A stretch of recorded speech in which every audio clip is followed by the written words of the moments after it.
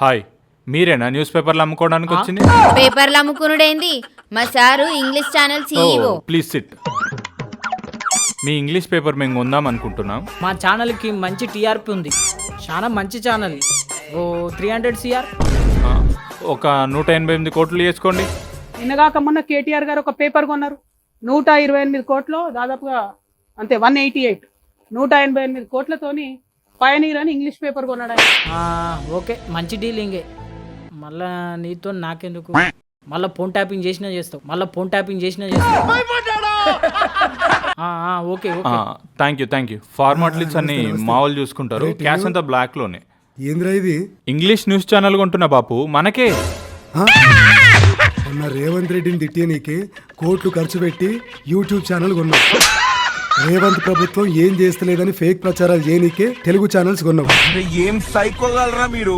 ఇప్పుడు ఈ English channel ఎందుకురా? నా పరువు తీయనికనా?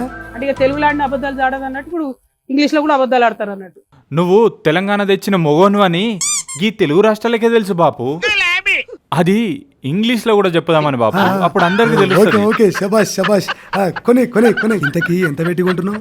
మొన్న చెల్లాస్తి నుంచి కొట్టేసిన 188 కోట్లతో కొంటున్నా బాపు. కాదు, 188 కోట్ల 100 రూపాయలు. వాయ్ 20. నువ్వు ఇంకోటి కొనుక్కో.